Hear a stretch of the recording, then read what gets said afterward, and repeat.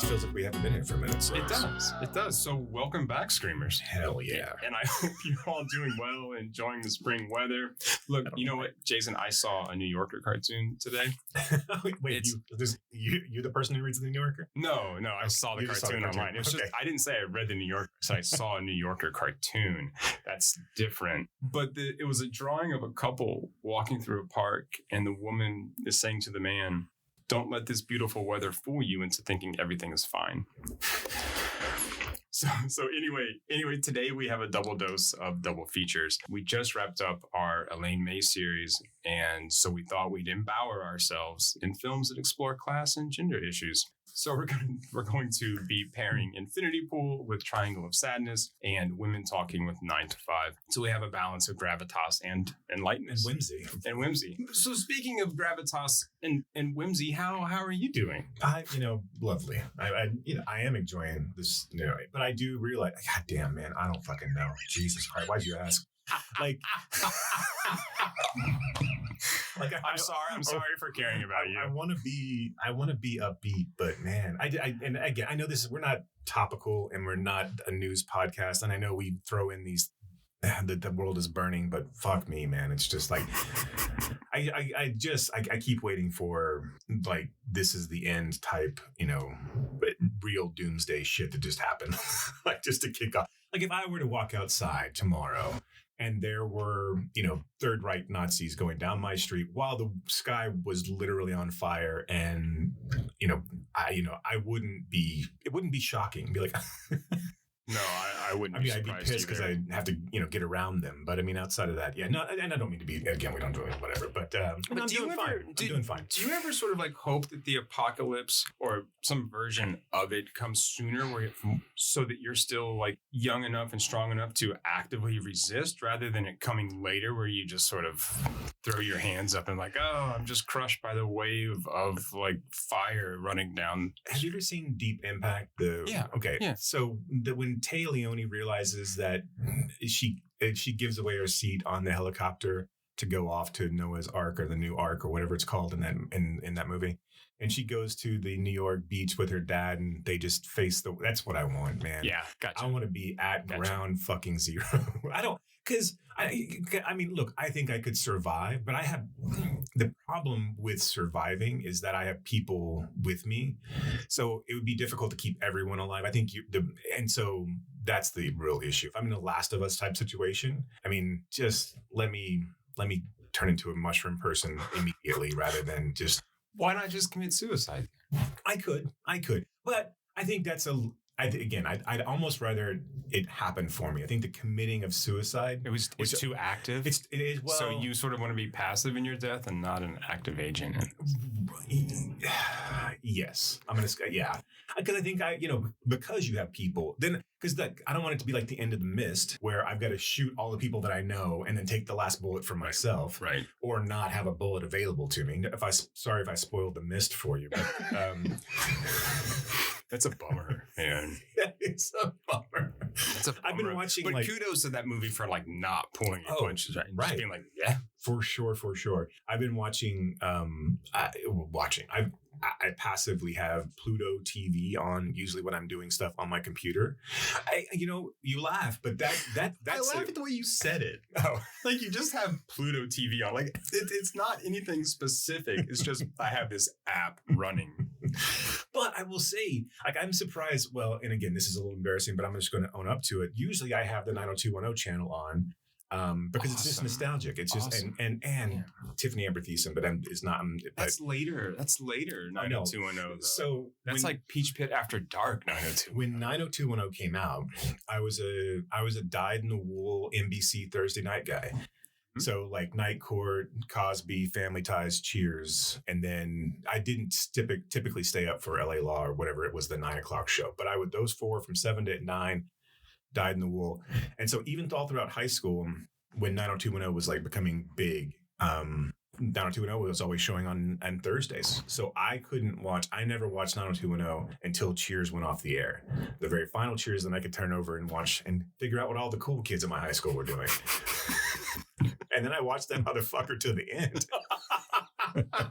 Well into my my post college years. It was ridiculous and silly and when Janine Garth or Ginny Garth started having those past live, it was a tip. Look, my mom, I was a latchkey kid. My mom grew up. I grew up having to do something between noon and 1 every day because that's when my mom recorded Days of Our Lives. And so like my mom would record Days of Our Lives. When we got home, we would watch Days of Our Lives during dinner. So I grew up watching and was like, and that was luckily for me, that was the only one she ever watched. It was like, so I knew the Days of Our Lives story from probably like 6 to all the way through, all the way through high school. She recorded it religiously every single day. Now we didn't keep the tapes or anything, but like, she recorded it every single day. And boy, and my mom's not an angry person or vindictive in any way, but if it didn't record, she was not happy. She's got to watch her stories. Because again, you don't like, that's a crazy, like how many episodes. I think it's still going on. I'm not sure if Days of Our Lives I think that's the last like vestige of like the true daytime soap opera.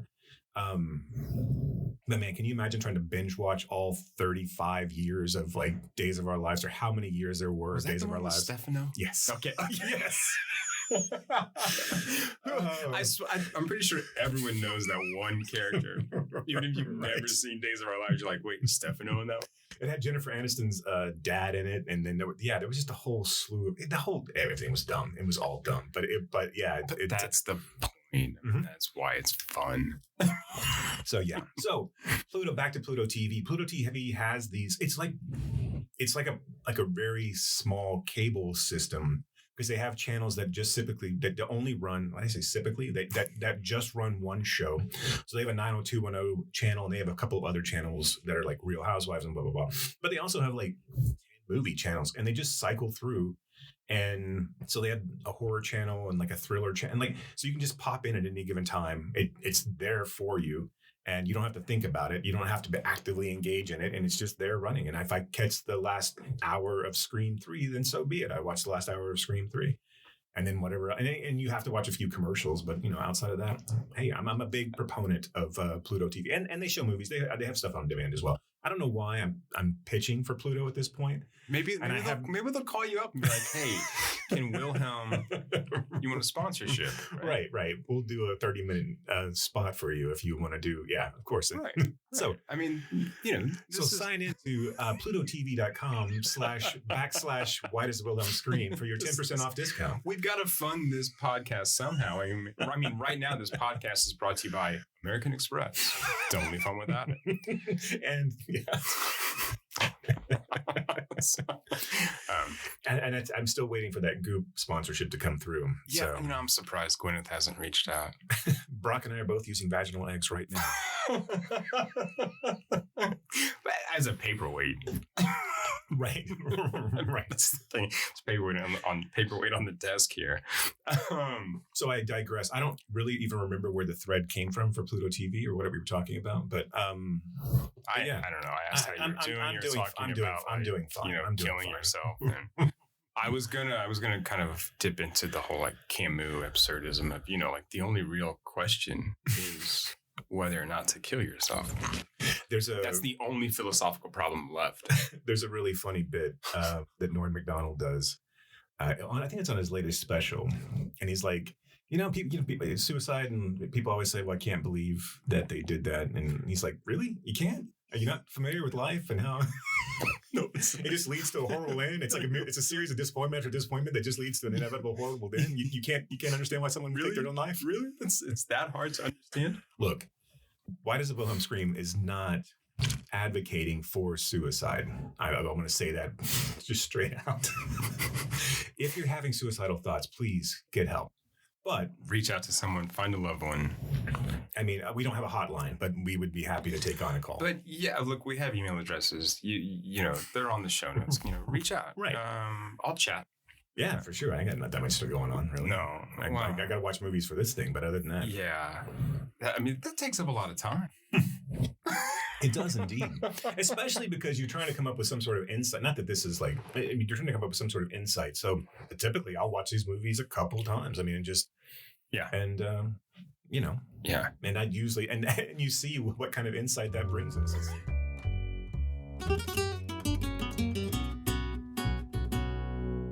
On a serious note, I want to dip back into last time we were talking about feminism, and I think previously, waves of Travoltaism. But we were talking about what wave of feminism we were actually in. And first, I want to make the disclaimer that, look, the wave metaphor is problematic, maybe not the best metaphor to use, but it's what we're using and what we're kind of used to. So let's stick with it. And I was telling you that I thought we were in fourth wave, maybe fifth wave, and I was talking about like this argument. I just want to clarify some of that, right? So we are indeed, I think it's accepted that we are indeed in fourth wave feminism now. Highlight. Can you? Okay, good. I was going to say, can you describe the waves then? Sure. And I was going to say, really, the big thing do you want all the waves? Sure. Why not? Wave? Let's figure.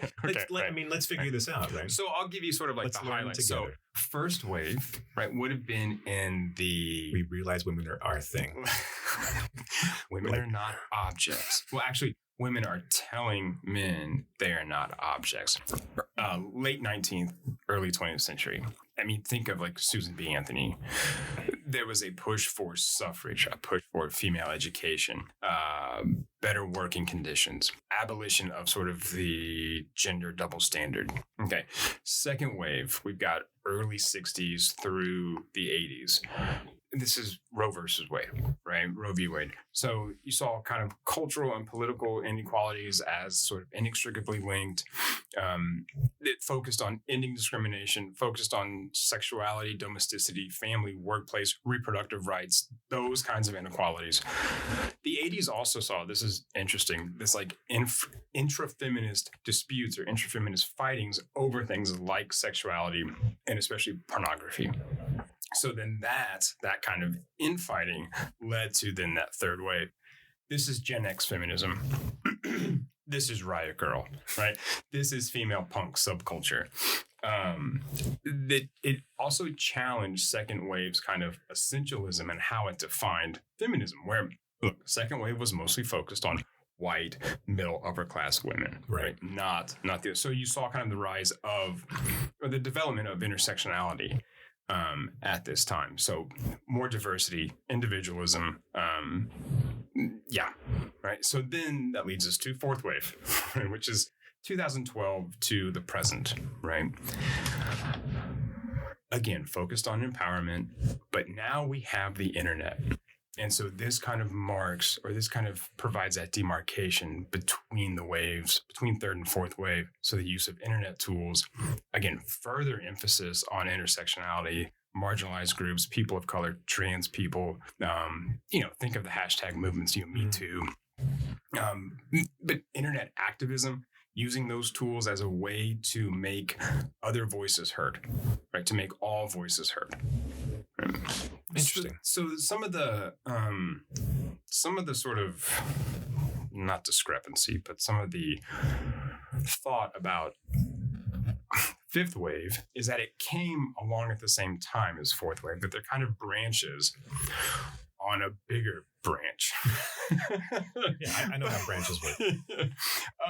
Some of these nascent arguments for fifth wave kind of is that it's happening alongside fourth wave. I don't know enough to really speak on how that's working. But in part, fifth kind of looks more like second in a way, especially with the language that it uses in terms of opposition, or the kind of oppositional language that it uses. I saw some stuff on like a Stanford Humanities website. I should have probably written that down to like cite my sources. But some of the arguments I've seen really look at how the aspects of pop culture in instances of protest are being used to examine that kind of perceived shift in feminism. Interesting. And again, like I think there's a danger in classifying the wave metaphor, but it's a useful metaphor as metaphors are. Right. And I also think this is useful for today's conversation as well. Sure. I wonder, as long as we progress, it'd be interesting to see the potential regression that occurs during these waves, and that because and again, not to continually perpetuate using terminology that's maybe not preferred, but it's what we have, right? So no, right. But yeah, I mean, and so I know that they probably have, I absolutely have faced opposite. No, we were talking about opposition, but just but a potential of pulling back towards a more defined and quote unquote traditional gender breakdown of roles and places in society, et cetera. Well, and people like Dave Chappelle, people like come on, the Harry Potter woman, J.K. Rowling, identify as TERFs, right? As excluding trans women from the conversation of feminism. I mean, that goes back to this idea of this is how we essentially define these things. Yeah, again, and we're not probably the podcast to talk about necessarily well, but it is going to be an interesting how that progresses, because, and again, with the seemingly narrow brush that we and the narrow areas in which we tend to want to address it, and what seemingly unimportant areas and where we want to address it, like sports and things like that shouldn't, in my mind, again, and I don't want to, but that just speak for all of us. Speak for all movie lovers out there. No, but we tend to define these things of humanity, and then tie them into corporate capitalistic structures that just don't simply matter, and are also such a small percentage that it just doesn't seem to make, like, it just seems like we're angry for, when I say we, I mean the backlash to it is angry for a selfish reason and an individualistic reason, rather than seeing the bigger picture of what is going on, and the bigger picture of empathy and again, there's a debate to be had, and a discussion to be had, maybe not a debate, but this idea that we can't, like, we have to take a hard stance in this, that we have to turn off and say this is this and that is that. The same thing. I was listening to the new Chris Rock special too, and like he tries to kind of toe the line and or straddle the fence, not toe the line. He straddles the fence, and it's just I'm not a huge rock fan. So you're pro slap. I'm kidding. No, to be so to put this in summation, Jason, pro feminism, yes, pro violence, I'm kidding, and it's one of those things where, look, I am pro funny more than I am anything else. If you can have an interesting and intriguing and a thoughtful take that doesn't just joke at the lowest common, it doesn't actually punch down, or it punches down in a way that maybe we haven't thought about punching down, but I don't know, I'll give you if it's funny. But he couldn't stay away from a trans, like a 5-minute trans bit. For what end? That it just wasn't clever. It didn't help in any sort of way, and it also just kind of perpetuated, I don't know, the whole special was fairly mediocre in my head, but I get it.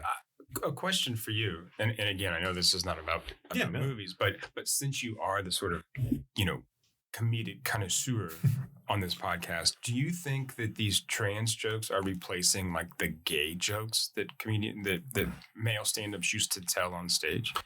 Yeah, I think so. I think I think there's certain comedians that are challenged and take up a challenge to then rebel back against what they're told they can't say. No one and so to that extent I say no, because no one was telling them that they couldn't make jokes about the homosexual or the LGBT. No one said don't say gay to those guys. Right. And no one ever told them to not punch down then. If you listen to comics from the 80s, big, huge names are going to have material most likely that punch down to the gays. They talked about the AIDS epidemic in the most horrific terms. Look, comedy doesn't age well. But in that comedy specifically, it wasn't great anyway. I'll defend someone like Eddie Murphy in a sense, because I think he was young, and two, I think that the jokes that he was making were using problematic terminology that was also just being thrown around a lot then. it's not for me to say if someone should be offended by a joke. I'm of the stance that usually if you're going to get offended by one joke, you probably should get offended by all jokes, and that there should. But I don't think that I'm not sure that Eddie Murphy joking about men looking at him when he is in a all leather outfit. I think that's a little bit knowing about what he's doing, and also and so using terminology and saying I got to move around because they're looking at my ass. I don't know if that's harmful or not. I don't know if that's a harmful joke to make. I think he's trying to be playful. It's weird for me to say what a comedian is actually thinking and what their intent is, and to determine harmfulness, right? Right, of course. Yeah. And so let me say that too. And I say that I don't know if it's harmful. So if people took harm from it, then we can have the discussion. But I think what Chappelle and Gervais and like it's like these comedians are oddly trying to put these people in their place. Like trying to push them down to an extent and just basically point at them and say, of course you're ridiculous. Of course this is, that there is an A and a B and that you can't see that we've lost all sanity. It's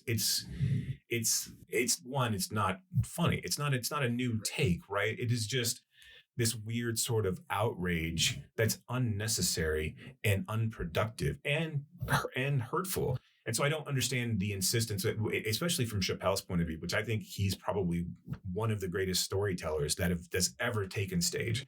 And so to watch him when he walks on stage and owns the stage, it's really just amazing.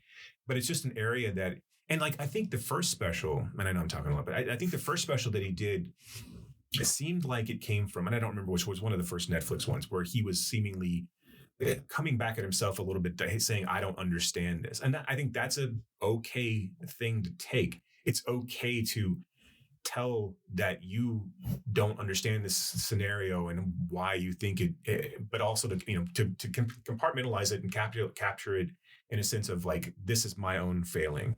And if you can make that funny, so be it. But I just look at this and I'm like, I don't see anybody doing this well. And I don't see why we continually have to go back to it when it's not an area that needs to be look, if you can make it funny, fine. If you can make a rape joke funny, fine. You can make an abortion joke funny, fine. Look, I'm not saying I'm not advocating for it, but I've heard women tell rape jokes that were fucking hilarious. That also got to the core of who they were and what this is. I mean, like, and I'm not saying I'm not even saying a certain person can, I'm not saying that trans jokes have to be allocated or rape jokes have to be only done by women. I mean, again, yes, it is tricky, but I always err on the side of the comedian to see how they can pull themselves out of it and or get through a bit or come through and provide us with some sort of insight that we haven't done.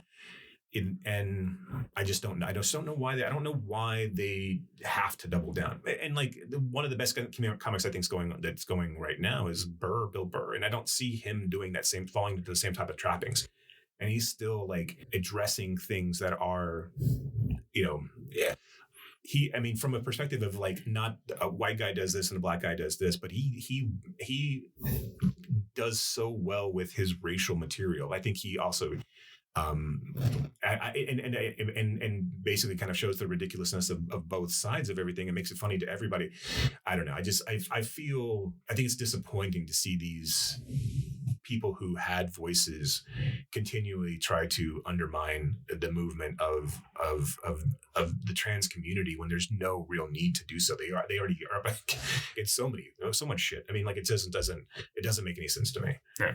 And to even bring it up like the way Rock does, which is like he comes into it like I'm for all people and for all rights, and then he goes to doing some jokes about how he would feel if his dad and his brothers would feel if his dad was trans. And again, okay, maybe there's something there, but he can't make it funny. So I don't know why you even just try it. Be like Dwayne Wade with his trans daughter. Right. Yeah. Don't be assholes. All right, you want to talk about some fucking movies? Wait, yeah. Okay, sorry. Let's do that. No. This is why the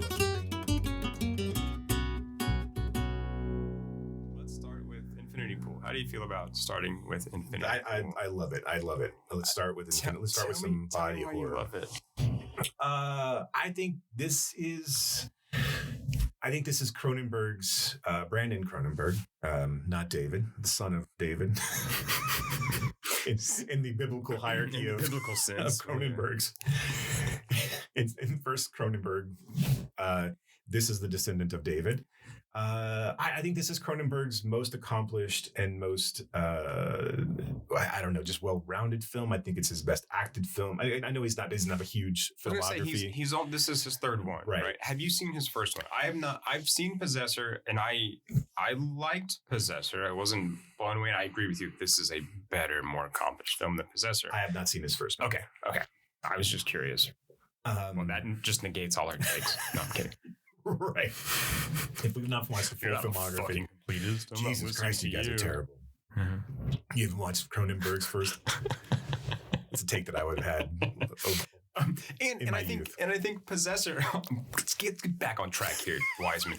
I think Possessor is well acted as well. I think. Look, I like Andrea Riseborough. I like Christopher Abbott. I think these two have. I think they've gotten better since that film, is what I'll say. But sure. I do like them, and I would check out anything that those two are in, or try to anyway. But I think the new Transformers movie, if you wanted to check that one out. Yeah, no, I'm definitely in for that. I'm going to go back and do a whole rewatch of the entire Transformers series. God help you. No, I'm super excited. I'm starting with the cartoons, the entire cartoon series, Well, and then the cartoon movie, which I saw as a kid with my mother. My mother took me to go see the Transformers movie. It was great. And then I'm moving into all the Michael Bay. I'm moving into the Bayham, the Bayiverse, yeah. So anyway, back to Infinity Pool. Yeah. So this stars Alexander Skarsgård and Mia Goth, and I think it's fair to say we're both Mia Goth fans. Yeah. How can you not be? Yeah. Well, I'm sure somebody could be. So keep going with your assessment. No, we want to break it down of what it's all about. You mean plot-wise, because what it's all about is going to be a deeper, longer discussion. So Alexander Skarsgård plays a failed author. You don't necessarily know he's failed at the beginning of the movie. He's there on vacation, very much like White Lotus. He's on a very posh fictional island locale with his wife. When the film opens, we're with them at breakfast, and it feels like they've been there for a few days, and we're seeing this kind of what appears to be a local tradition that's being upheld by the hotel, the resort that they're in, where they're going to be doing some sort of ceremony. And the ceremony involves all these really grotesque looking masks that the members are wearing, that they're available for sale. Everything's available for sale. Yeah. So Skarsgård's wife, who's played by Cleopatra Coleman, wants to go into she wants to go to the city, and he doesn't want to go in the city. Yeah. A ruckus breaks out on the beach, and Skarsgård is watching these people ride four-wheelers throughout the beach, and there's a commotion of it's like the hotel's trying to chase them off. And we get a feeling there's kind of a locals kind of uprising, versus right? Tourism, right. Yeah, you feel like this is kind of like a Cancun scenario where all the good stuff is being held over for the white people and the rich people in the resort, and everything else surrounding, because the people who are at the resort are not allowed to go into town. They're not allowed to leave the grounds. We find out this later. During the ruckus and the commotion, Alexander Skarsgård meets up with Mia Goth, who her name is Gabby, and she approaches him and tells him that she is a big fan of his work, and she's really looking forward to his next book. She really enjoyed this book. They meet their husband. We meet her husband, and they convince Skarsgård and his wife to go on an excursion with them outside the Well, they have dinner together first. Right. It's and this gets back to where his wife wants to go out to dinner, and he's like, I just want to stay here. I don't want to go out to the city. It's kind of a joke and blah, blah, blah. But when Gabby and her husband want to go out, he's like, yeah, let's go hang out with people. So they brush his ego. Mm-hmm. They end up having lunch out on the beach. Gabby's husband makes some sausages and tries to stuff sausages into Skarsgård's mouth. And he tries to make him continue to eat sausages. And this is the first instance where we get that something might be awry. Skarsgård goes off to go to the restroom, and while he's doing that, Gabby comes up behind him and pleasures him manually. Yes, manually. We get to see both the. No one would know you're older than me. Your little giggles, through like dick jokes. We get to see both expectorants hit the ground. And so we're brought back. Skarsgård. So on the way back, they all been drinking. Skarsgård decides to drive them back through the gates, or back to the resort. While he does that, the car's lights go out, and the car's lights come back on, and of course he hits somebody.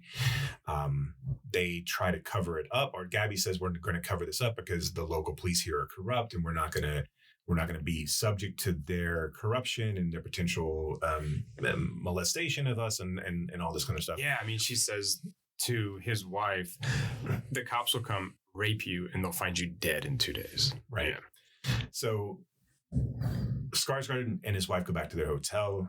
They're woken up the next morning, basically saying, "Hey, we know you hit this person, and we know you're guilty. And the punishment for this is that the son of the man that you killed gets to kill you. But hey, it's all good because we have this cloning technology, and if you have the money, we can clone you, and the son can kill the clone instead of you. You get to live on, and so everyone's happy, everyone's fine." And of course, this is a program through the tourism board. And so, of course, Skarsgård picks that option. He watches the clone of himself get stabbed many, many times by the son of this man that he killed. And then it turns out that we go deeper with Gabby and her group of friends, and that they have been cloning themselves and over and over and over again. They've all been cloned themselves. They've all been killed. They clone themselves to torture their clones, to kill their clones, to do all different kinds of things. This devolves into it basically Gabby and her friends manipulating Alexander Skarsgård into doing all different kinds of things that he wouldn't have normally done. His wife goes back to their home. He stays behind because he's missing his passport. And then this whole scenario just kind of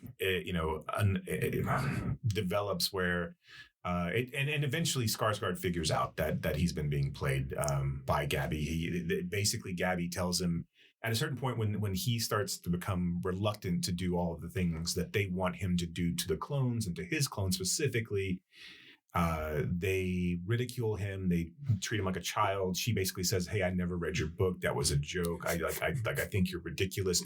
She starts reading a review of his book that just basically belittles him and basically says it wouldn't ever get published. And if it hadn't have been for his rich wife, and so we found out pretty early on that Skarsgård's wife is the one who's bankrolling him, and she's the breadwinner and the moneymaker and all of this. Her father owns the publishing house. That he's like a media kind of magnate, owns a publishing house that published his book. And he said they tell the story at dinner where she is saying, "Yeah, my father said, never marry a writer, or I'll disown you if you marry a writer." And she goes, "So I go out and marry the first writer that I meet." Can we talk about that scene for a minute? Yeah, sure. So I was going to wrap up how we. I'm sorry. Go ahead. Yeah. So all told, if Skarsgård gets humiliated. He gets his passport from the consulate and is about to go home with his wife. He's riding back on the bus from the resort to the airport. He's in the airport. And during that whole time, he realizes that Gabby and these people, they do this almost every season. They come back and I guess it's open for interpretation of what he realizes, but he eventually does not get on the plane to go back home. And he stays at the resort during the rainy season. And that's kind of how the movie ends, is him sitting on by the pool, watching the rain go out over the ocean. So. Yeah, like in this monsoon. Right. Yeah. I think it's a really cool ending scene. And it does leave it, it's like this elliptical ending. But the scene that really stood out to me was the moment where he's trying to get away from them. He had hidden his passport, so he grabs it. He gets on the bus. He's going to leave. And they track him down, in their own cars. And she's riding shotgun with a gun, hanging out of the car in these these old drop tops. And she's screaming at him James, where are you going, little baby? And then she stops, she shoots at the bus. They stop the bus. And what does she say? "Give us the coward James Foster." Screams it and just says, "Come on, little baby. You're so pathetic. A real sucky baby." I just love these words that come out of her mouth. They're so much fun. And she just ramps it up at that moment in the movie. She kind of gets progressively bigger or more violent or kind of crazier and more manipulative as the film goes on. But I think that scene is just, she's going for broke there, and it's so effective in how she's controlling, how she is sort of driving this whole group of people. Right. And I just love that she calls him a sucky baby. Because he is a sucky baby, by the way. The whole breakdown of, like, because Skarsgård, by all measures, is a beautiful man. And, like, just a picturesque. He's hot. He's so hot. He's just, he's statuesque. He's tall. He's built. By all means, you should look up to him and not look up to him, but you should. He should be an alpha male. Right. He should be. He should be who he is in The Northman, right, where he's just taking control and fighting naked and, like, being hot, right, and it's such a breakdown of his character throughout the movie. Even at the beginning, where you're like, oh, he's being bankrolled by this rich wife. And you're like, well, okay, but he's still an artist, right? He's still a successful novelist. And, he is trying to find, and so we've all been there. We start to, it's funny because how you excuse him throughout. And then by the time he gets off the bus and he can't stand up straight, granted, she's shooting at him, but he's holding his hands over, he's like barely walking. And the moment that he realizes that she never read his first book, that she never gave a shit, and he's been played from day one, and that look in his face of, like, and I think that's the moment that breaks him to the point where obviously then he decides, what's he going back to? Like, you to say that she did him a service and to, like, find a sense of self in that moment of, like, I am no one. Like, I'm packing up these urns full of the cremated ashes of my clones that have been killed and tortured and that I have manipulated and allowed to have happened. I'm going to pack these up. But, like, and again, you can make an argument of, one, was he the actual original? I don't think that's really the point, but he's no one at that point. Right. He is those clones. He is just he's a kind of like palimpsest where, part of him has been erased, and, like, what is left, what is still sort of sticking out, what is still sort of left of that original kind of drawing. This was something I took from this film too, is that he is looking at his character, looking at his identity and how he identifies himself, right, for better or for worse, as an artist, right, good or bad, right, that's notwithstanding. He has done something. He sees himself as a writer, as an artist. That slowly, like, goes away throughout the film, and it kind of breaks down and breaks down. It's how he understands himself in the world. In the world, it's the lens he sees the world and himself through. And when you take that away, he's like, well, he's so eager to glom onto the sycophants and the fans that he's clearly wanted his entire career. And the moment that someone says that they've read his book and they enjoyed it and are looking forward to what he's doing now, he's done. He's tied into those people. Will be manipulated in whatever way that they will want to manipulate him. And to do whatever they want just to get that kind of adoration from two people he hasn't met. What I love about this movie, and what I love as we come into it, we realize they've been there for a few days. And I love the idea that Mia Goth has been watching this couple for 3 days, that they come here every season and they've seen someone like this. And it's how easy it would have been to get his actual name and Google it and figure out what he's done. And to know that he's this pathetic, mess of a human being who can be, because they don't try to do it with her. They don't try to engage with her whatsoever. She has her own agent. She has her own money. She doesn't need any of their adoration. And she doesn't want anything. Right. Of course. And she just wants to, look, all she wants is to be with her husband on vacation. She's not asking for anything other than what she already has. And he is no fun at all. No, he really is like a sucky baby. They're there for his inspiration. That's the thing. Like, they are there for him. And he is so unpleasant to be around. Even watching this film for a couple I just don't want to be around this guy, as dreamy looking as he is, because of that. And so she's just kind of had it. She's just done. at least there. Right? She's like, let's just go home. Right. And so, of course, they can Gabby and her husband and their group of people can just pinpoint that and pick that out, and then just he's really just easy and everything. baby. And it's almost like they're trying to do him a favor, right? Everything that they do and they say that they're going to do for him is him destroying himself. Everything that everything he makes the clones do. So like at one point, the very first clone he has is a clone. He gets to watch that clone dying, and then they kind of inoculate him to watching the clone be tortured again as the next clone. They all get cloned again, and then they watch their clone get he watches his clone get his throat slit. The next one is they make him believe that they're going to get revenge on the cop who's holding up his passport, and really in reality it's a bagged clone, and it turns out that it's just the clone of Alexander Skarsgård, and that he's kicking him, and they want him to kill that clone. They want him to kill himself, essentially. And then the last one is they show him a clone that they've basically turned him into. The clone is this feral dog of a clone that he has to kill because they've basically been mistreating it the entire time and taken its entire humanity away.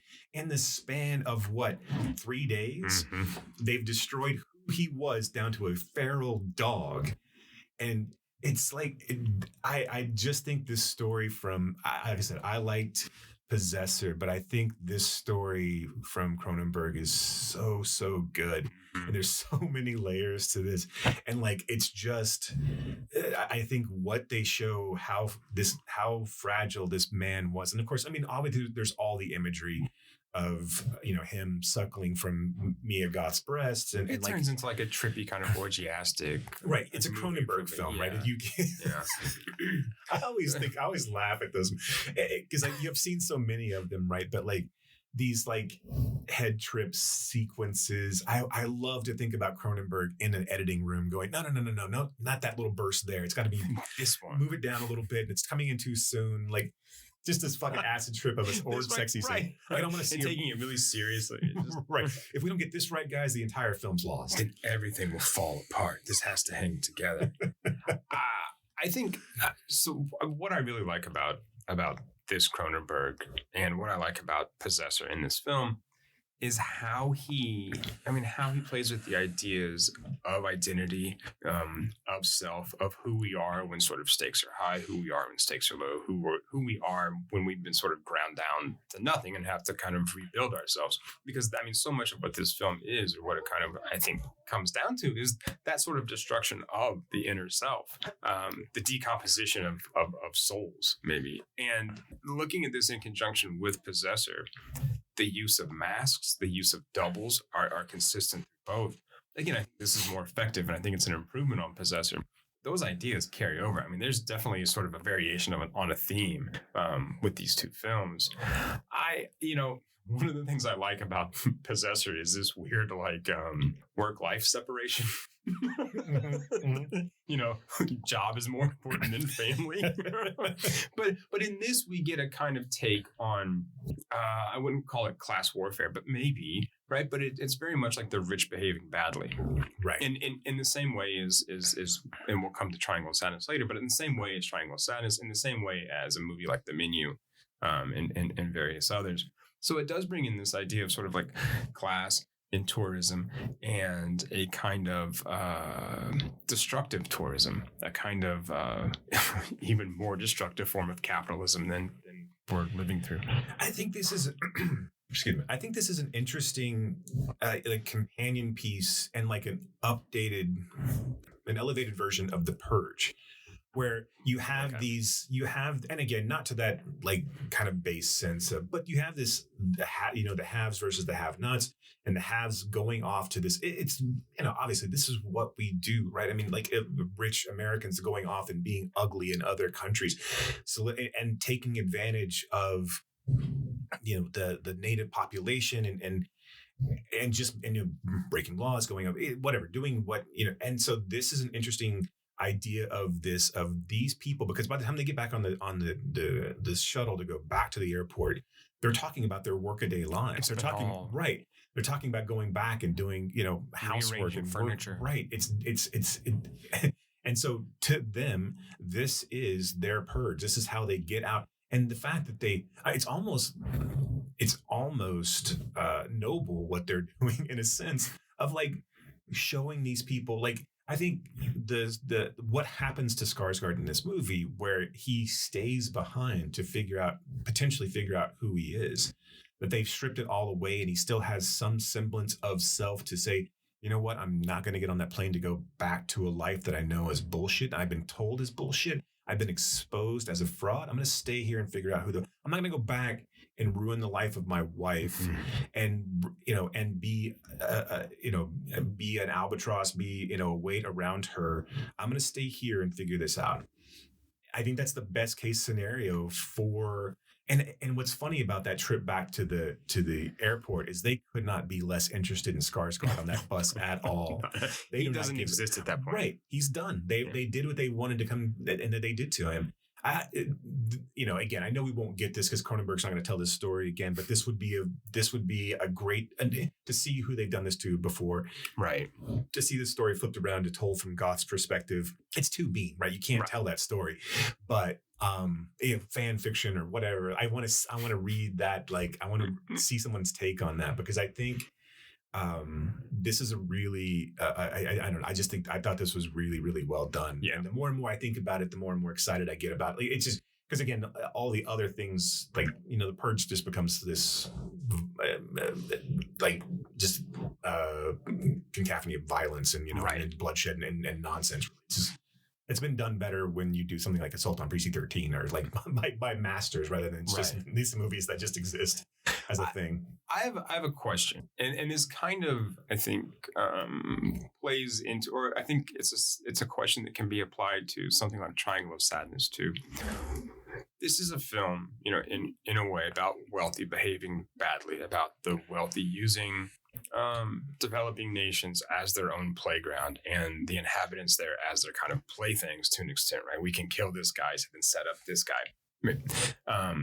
Using these places as their vacation homes that they can just sort of like shit on and then like someone else will clean it up. How seriously do we take these films, these allegories, when they're made by the wealthy about the wealthy? Or do we separate that? How do we? I don't know because I think you could make the same argument, I guess, for horror throughout its you're always going to have a certain, and I think maybe we look at it from a perspective of are they an auteur? Do we consider them an artist? Because again, if you're looking at something like The Purge, which I couldn't tell you who directed any of those. Not probably. I mean, I could look it up. I get it, but as someone who's like who I think if you're coming at it from a perspective of one, either hunger. Granted, I know Cronenberg's that falls into that nepo baby category, but if you're looking at someone like Sean Cunningham who's doing Friday the 13th or Craven or Carpenter, or these guys that are struggling to get movies made, and Raimi, and they're trying to like put a mirror back. I don't know. I see your point, but I do think the good ones that tend to happen. The ones we continually talk about tend to happen from people who have staying power, who consistently tell this story. And if we're allowing others to continually tell the story, I don't know how obviously it's going to be, you're going to have some money to tell the story, right? Art doesn't come from, so I get the point, but I don't think there's any other way for the story to be told. Right. And I mean, to clarify, I don't have necessarily an answer like for that. Right? I mean, I'm not saying we shouldn't watch these movies or take messages out of them because of the sort of class position that the artist is coming from. But it's a curious kind of like, it's an intellectual, thought experiment, I think, to think about that. Does it matter who's telling the story? Because you're right, it's got to have backing somehow. Right. I just, it's kind of like, well, it's kind of like Succession on HBO. I'm like, who are the people telling this story? Like, why should I actually give a fuck about any of this? But just like, if people with money are commenting on other people with money and saying, look at those bad people. We're not like that. But sometimes I just kind of, wonder how we sort of, decide what to take seriously and what not. Are we being manipulated and with faux outrage, or are we actually trying to get something across? And to be fair to Cronenberg, there's a lot of stuff going on in this film. And so I don't want to just point out like this one thing, but I do think that is a center piece of it that allows for this other stuff to happen. And so I don't think you can't have that comment. Right. I think it's interesting from a perspective of, like, if you take White Lotus, for example, and which is obviously rich people behaving badly, but this and it's weirdly, sometimes they get their comeuppance and sometimes they don't. I don't know what to take away from outside of just straight up entertainment, but are we being entertained to the point where we're being manipulated and trying to, and to ask to excuse the behavior at a certain point where it becomes passe and cute and acceptable because, oh, well, it's just crazy old billionaire doing crazy old billionaire shit. So we'll just let it go. Right. Right. Yeah. And I mean, this movie is not that, but I think, it's a bigger conversation.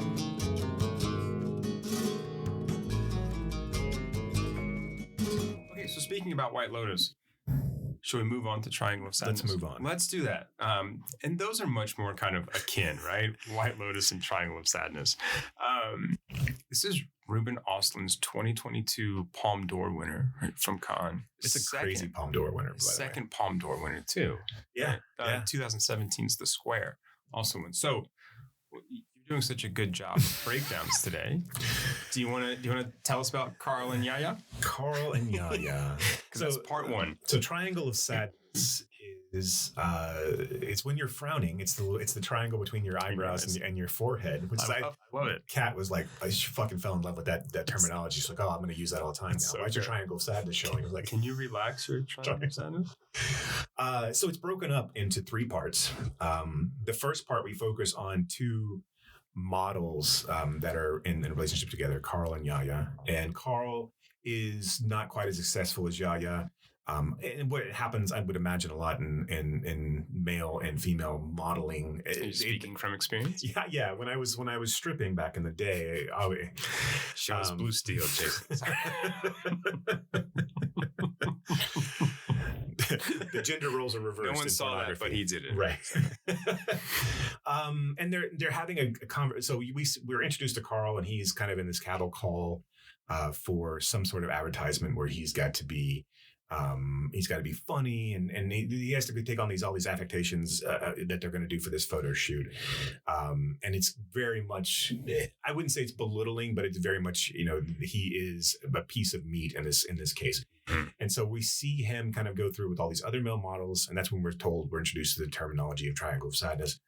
We see him after the shoot, after the audition is over with Yaya, who's his model girlfriend, his supermodel girlfriend.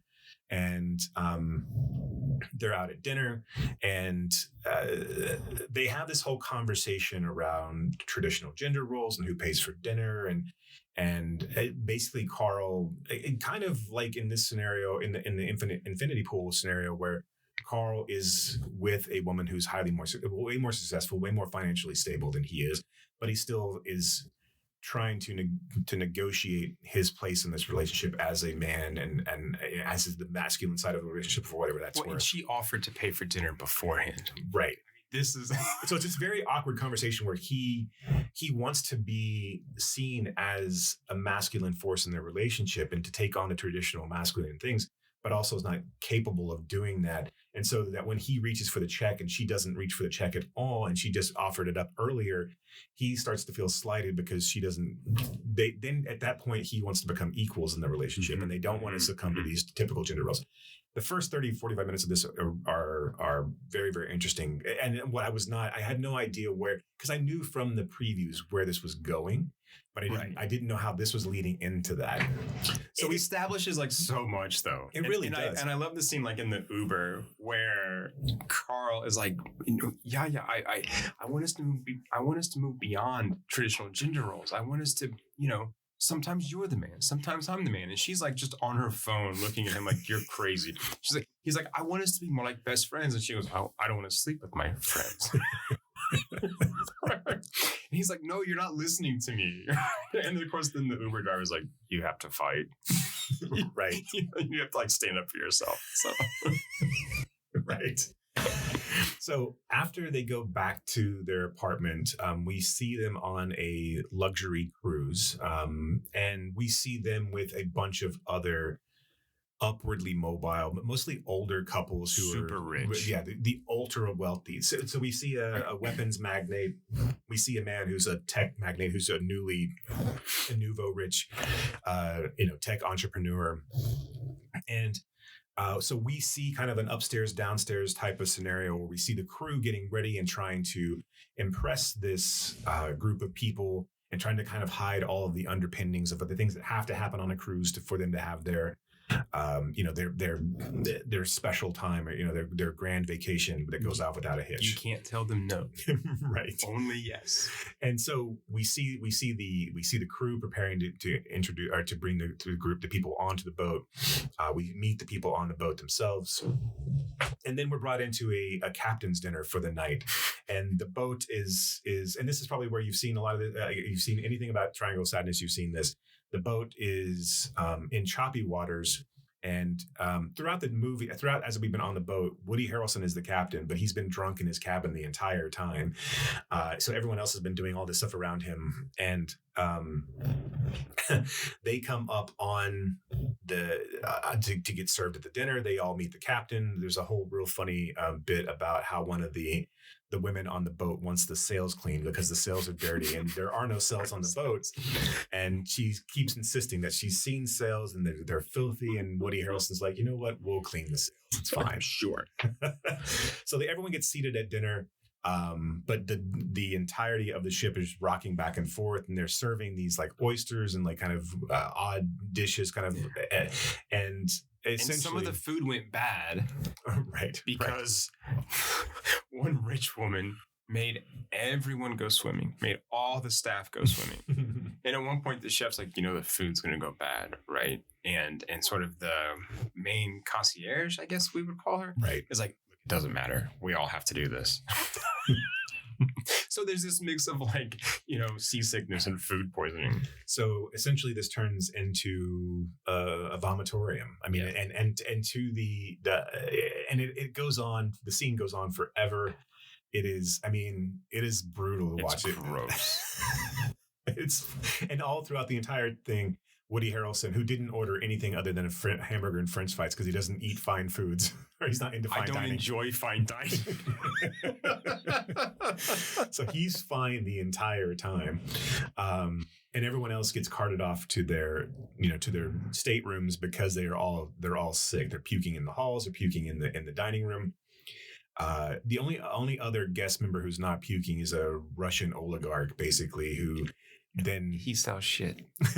Right, who gets into a philosophical socialism versus or communism versus capitalism debate with Woody Harrelson, who they're both drunk, they're both trading shots and both reading quotes from Marx and all these Stalin and Reagan and Thatcher. Yes. And it's great because the roles are reversed, where the Russian is the one who's espousing capitalism, and of course, Woody Harrelson's the one who's espousing communism, right? Yeah. Well, he says he's not a communist; he's a socialist. He's a shitty socialist. Shitty socialist. That's a joke from the movie. It's like shitty socialist. So, out on the deck of the boat, we are back with the the older couple who are arms dealers essentially. And they're talking about something, I forget exactly what now. And over the railing of the ship, a hand grenade comes in. They pick it up and state, "Oh, is this one of ours?" And the ship blows up. They've been taken over by pirates. And so the ship blows up and everyone's cast ashore to this island. And then the upstairs, downstairs roles completely reverse. It becomes like some Hobbesian nightmare. Right. The people who know how to do things, know how to start a fire, know how to cook, start taking over and putting the rich people who don't know how to do it. That's true. There's only one that knows how to cook and start a fire. puts everyone else in their place. So the one person who is still alive from the ship, who knows how to cook and clean, then starts to exert her power over the rest of the people. She takes Carl as a lover, and starts and basically uses him as a boy toy so she can feed him, and eventually Yaya goes exploring, and it turns out that the island that they're on is also just a resort island. So Abigail goes with her. Because Abigail knows where they are. Or the sovereign, right? The sovereign, the woman in charge, goes with her. And then, they discover that elevator shaft in the middle of the beach. Right. But I mean, this then sets up this elliptical ending too, which I think is interesting in the film and how he leaves it really open-ended. So what we see is Yaya basically running towards the resort, and Abigail behind her with a huge rock, raising it over to her head so she can keep, the idea is that she can keep status quo. She kills Yaya and keeps everyone still kind of under her thumb on the quote unquote abandoned island. Yeah, and Yaya has offered to help her, give her a better job, maybe as her assistant. Back at the encampment, because there's a woman, I believe she's German.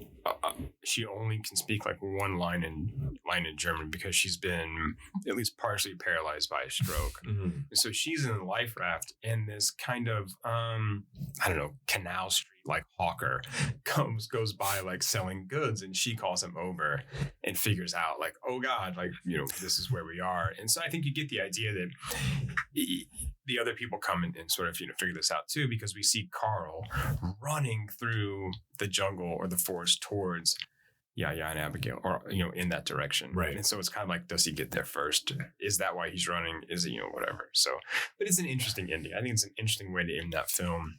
And does Abigail go, maybe being her assistant is better than sort of being king on a deserted island where eventually things are going to go bad? Right. I mean, this is an interesting. I think it's a lot of fun for as ridiculous. For all the things that it has to say, I think he imbues it with such whimsy and fun. It never goes way too serious. Even when they're talking about communism and capitalism versus each other, it's still done with these two drunken guys who like each other and who don't really want to change each other's mind. They're not angry, or they're just having fun. Right. The opening 45-minute salvo, that's the most serious that the film gets, and even then it's still done with a little bit of it's still kind of airy and light because Yaya's indifference to Carl is just funny in that sense, and her kind of real direct honesty of, I realize I'm really manipulative. I enjoy being manipulative. And he's and I love his response. It's amazing that you can tell me that. And then she just goes, I just want to be a trophy wife. Right. This is it. We're together out of convenience because it sort of boosts followers and gets us things. Right. But I want to be a trophy wife. You're not going to give me that. He's like, I will make you love me. So it introduces all these really interesting ideas, especially about beauty is power, kind of appearance is capital. And, yeah.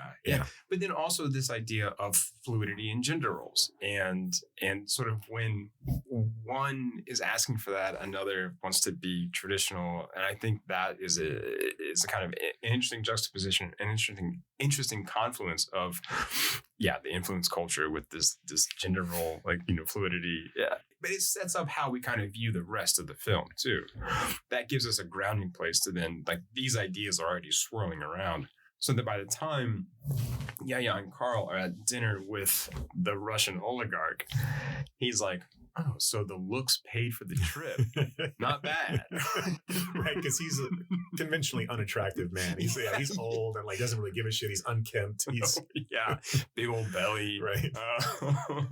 I love that he has Nutella flowing in. He has Nutella airdrop from a helicopter in a big pelican case, waterproof pelican case to keep it safe.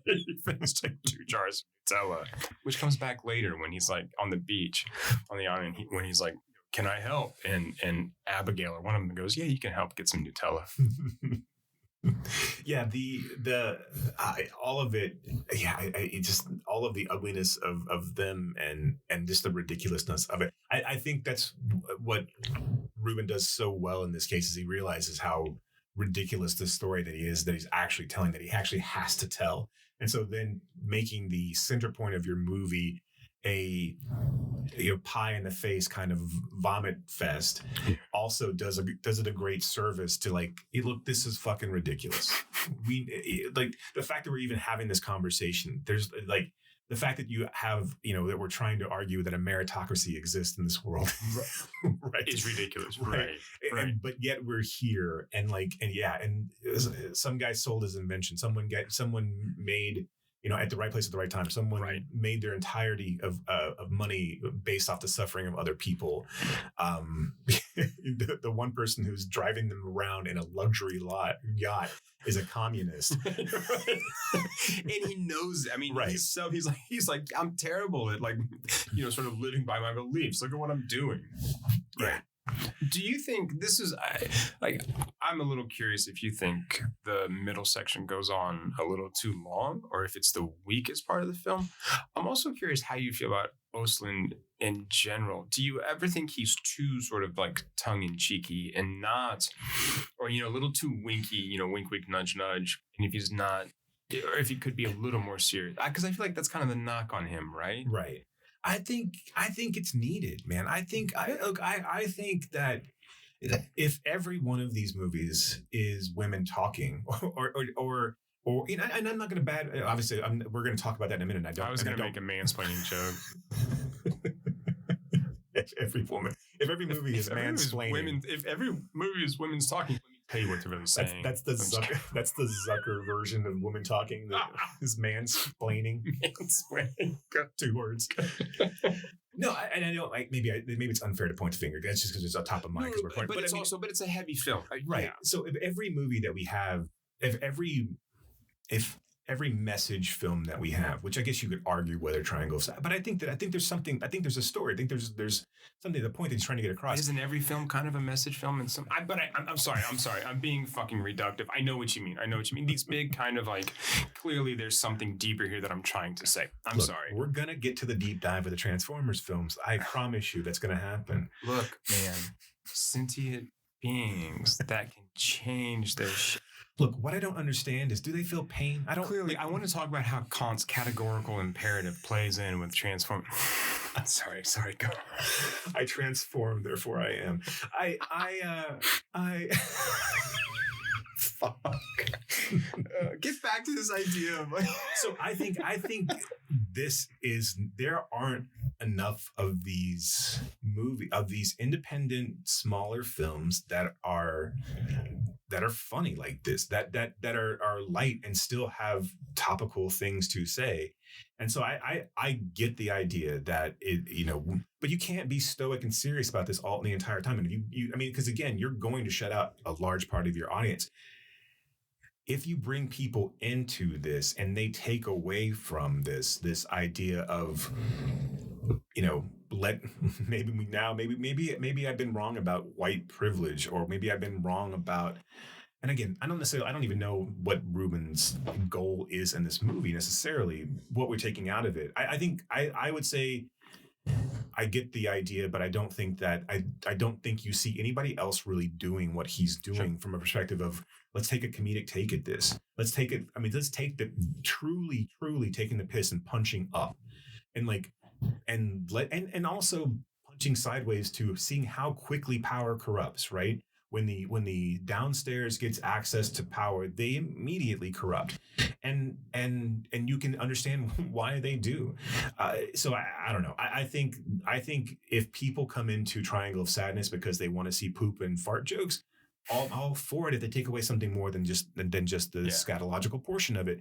And I think to me, when I was watching this, a 2.5 hour movie goes by screamingly fast because I'm not having to sit there and weigh over, oh, fuck. I mean, like, they're treating these people like shit again. And again, I love those movies too, but I think this is important. I think these have a place for sure. And I think I like what he's trying to I like how he's trying to take the piss and still trying to have a good time with it. Yeah, no, that's great, right? And I think that the scatological stuff was needed because, of course, it's bringing these people down, not just one notch, but several notches. There's a really great movie moment where sort of the lights go out and the power goes out, and somebody's walking through the halls with a flashlight and shining the light on these rich people and their life preservers covered in shit and dirt and look miserable, and you just think that's how we find refugees sometimes afloat in the middle of the ocean. And now we've just turned these people into that. And I think that's really great.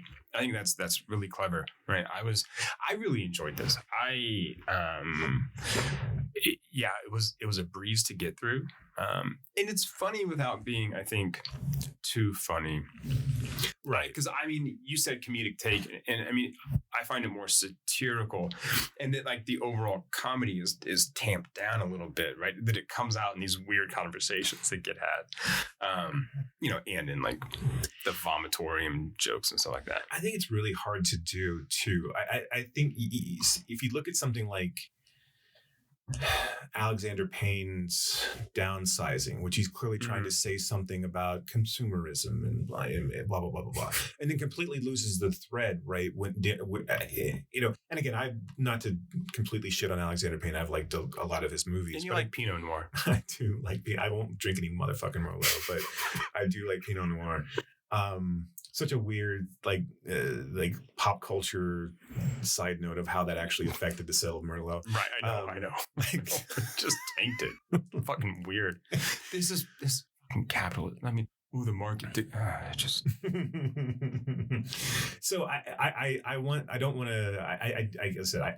like what he's trying to do, and I think if you can do it well, I don't think everything has to have to be a serious thing. And I think if you look at something like The Daily Show and what these kind of farcical, satirical outlets that can take the piss while still letting people laugh and maybe learn a little bit, and I'm all for it. Well, this goes back to your idea about stand-up comedy as well, right? Absolutely. If you can sort of like come to these things with a matter of curiosity and self-awareness, then you can talk about almost anything because you're not making judgments, right? You're actually exploring. And I think that's kind of the same idea here. Well, sorry. Go ahead. I was going to ask if you've seen his other films, not Force Majeure and The Square, but his earlier, because he's Swedish? I think Swedish, so. Right? He's got an umlaut, so it's got to be one of those countries. There's an O. It's got an umlaut. Jesus. And his name's Ruben. He's not a sandwich. That was a bad joke. We'll cut that out.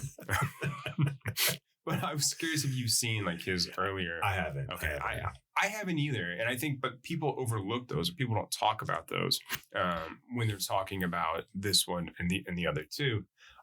I've seen his short that was called "Incident at a Bank." It's about a bank robbery kind of gone wrong.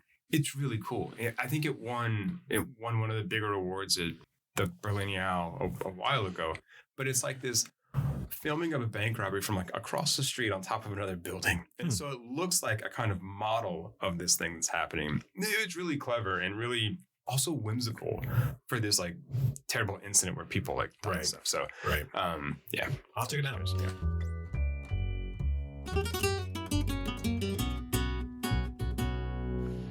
All right. So should we get into our female-centric films? This one? Yes. Let's do. So let's shift and talk about women talking. Let's talk about women talking. Before we get into summary, I want to ask a question. So I am not Mennonite. I was curious, especially because of how like fond you are of technology, how long my and beard electricity. Is. Right. Yeah, I mean, your beard is long, and the hat's kind of. And I'm always talking about barn raising.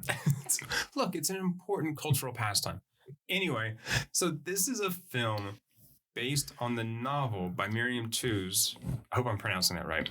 That was based on real events. So it's a film based on a book that was based on real events. Based on a novel based on real events that happened in the Manitoba colony, which was a remote, isolated Mennonite community in Bolivia between 2005 and 2009.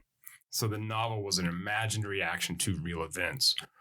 The author called it an act of female imagination. The film puts that on the screen. This is an act of female imagination. I'm curious about what that means, or what that's saying, or what that conveys. Or could it be misconstrued? But deep questions. Deep questions. No, I mean, I see what you're saying. I think, I mean, just, I don't know. And from the surface, it just seems like, people watched The Martian and some people actually thought that actually happened. So I think there's a portion of concern, and I think it's probably sticking with the author's intent, right? Just to say, look, this is a somewhat of a think piece of what could have potentially happened. Look, this whole movie is allegorical, right? I mean, 100%, yes. So, I mean, so to put that forward, maybe so you don't get so caught up on the actual outcome. You get caught up in, because again, women talking, right? It's the conversation that's being had. It's not the women taking action. It's not women.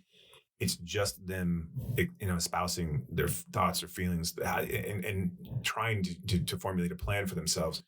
So I think that's part of it is to not get sucked in and to get pulled into this is not a movie where there's going to be happy resolved endings and that everything's going to be wrapped up in a neat little bow at the end of this, and that we're going to see men come to justice, or we're going to see women find themselves, or all agree. So I like that idea of putting that out there, because there's so much about this movie that just, like, from a layman's perspective and taking a step back of this, like, this doesn't make sense. It's 2010. These women are uneducated. They've been purposefully uneducated. And so the initial thought of, like, immediately coming in and thinking, well, how the hell does this actually happen? Mm-hmm. Like, how is it 2010 and this is happening? How is it 2023? Whatever. So I don't know. What are your thoughts? Well, I think it's a really interesting statement. I think that it is, I guess one of the things I worry about is that it gets taken the wrong way. So I read it as the filmmakers, also she wrote the screenplay as well. So I include her in this statement, right? The filmmakers are saying, in a powerful way, right? Women made this, right? This is an act of female imagination. It's an act of women taking an active role and imagining what would happen if they did that, or if we did that. So I like it. I think it's a very kind of clear, powerful statement, right? Of this is who made this film. I mean, we could go back to The Woman King and go, look, this is a film about Black women made by Black women, right? Right. In a way, for Black. It's the same thing here, I think, right? Where women made this for women to inspire imagination. And again, I don't want to put, like, words in anybody's mouth, but I think, because I don't want someone to see that statement and go, pie in the sky kind of thing, right? Sure. Like, oh yeah, or question the actuality of do this. Events. Right. Question the atrocities that actually happened to them, right? I mean, right. That's not part of the imagination piece, because we don't see that, right? Correct. So yeah. I guess we do to a certain extent. I mean, like, we see the aftermath, and we see what I really love about, like, the voiceovers too. We see them feeling the hands that are gone, right? Right. That have disappeared. So, I mean, I think, but this is what's so great about her direction. We don't see that, but we see kind of the remnants. We see what's happened. We see the broken bodies, the broken faces, right? We see the pregnancies that come because of these attacks and these rapes. We don't have to see those actual things to understand how fucking terrible they were. Right. And I know I'm getting ahead, like, we haven't summarized this thing, but we have this, like, early shot where the camera sort of follows this. Oh, she's got to be like 4. And the voiceover tells us that it happened to everyone. And that is, I didn't catch that until the second time I watched this film. And I was like, that is horrifying and really powerful, the way that she conveys that idea, that this happened to even the youngest. Yeah, the true story immediately is beyond gruesome. It's not. It's unfathomable, and it's awful, to say the least. There are no words to describe, to give it the gravitas and the horror that it actually was. And this happened to hundreds of women over a long period of time, and essentially forgiven. I mean, I don't necessarily. I mean, ignored and Right. and excused and all the things that you see happen, but on such a grand scale to these women that it's mystifying.